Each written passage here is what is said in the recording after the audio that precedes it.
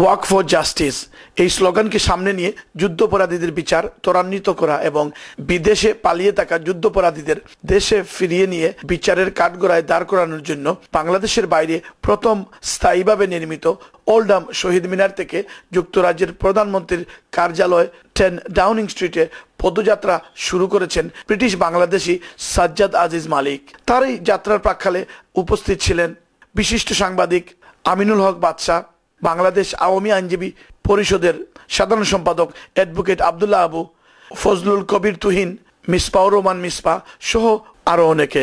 আজকের এই পদযাত্রা সবাইকে যোগদান করে যুদ্ধ অপরাধীদের বিচার ত্বরান্বিত করার আহ্বান জানিয়েছেন সাজ্জাদ আজিজ মালিক। যুদ্ধ অপরাধীদের আমরা বিচার চাই, যারা এই দেশে আছে, যারা বাংলাদেশে আছে, অথবা যারা বিশ্ব যেই কোনাতে থাক। আমাদের ডিমান্ডটা ভেরি সিম্পল। এইখানে যারা আছেন যুদ্ধ অপরাধীরা, তাদেরকে এক্সট্রাডাইট করার জন্য এই দেশের গভর্নমেন্টকে দাবি জানাই। আর বাংলাদেশের সরকারকে জানাইতে চাইতেছি যে আমরা এই যুদ্ধ অপরাধীদের বিচার এই গভর্নমেন্টের টার্মে চাই। আর বাংলাদেশের যে গণজাগরণ মঞ্চ, তাদের সাথে এক হয়ে আমরা এই যাত্রাটা করতেছি। আমাদের জন্য দোয়া করবেন। Please join us.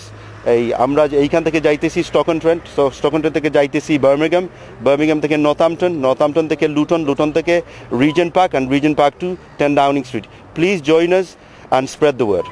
Advocate Abdullah Abu এই পদযাত্রার প্রতি সমর্থন জানিয়ে বলেছেন যে এই আওয়ামী লীগ সরকারের আমলেই যুদ্ধাপরাধীদের বিচার কার্যকর হবে। আমাদের সাজ্জাদ সাহেব উনি এখান থেকে লন্ডনে পায়ে হেঁটে যাবে, অত্যন্ত একটা প্রতিবাদী একটা প্রোগ্রাম। আমার মনে হয় এই ধরনের প্রোগ্রাম আরও হলে এটা আরও সুবিধা হবে, কারণ এখানে আজকে বাংলাদেশে যে যুদ্ধাপরাধীদের যে বিচার চলছে, এই বিচারকে প্রতিহত করার জন্য এবং সেখানে জামাত, শিবির, রাজাকার সব একাকার হয়েছে এবং তারা এই বানচাল করার জন্য তারা গভীরভাবে ষড়যন্ত্র করছে। এবং আমরা আশাবাদী যে যুদ্ধ অপরাধীদের বিচার অবশ্যই হবে এবং ত্বরান্বিত হবে এবং আওয়ামী লীগ সরকারের আমলেই এই বিচার সুষ্ঠুভাবে হবে।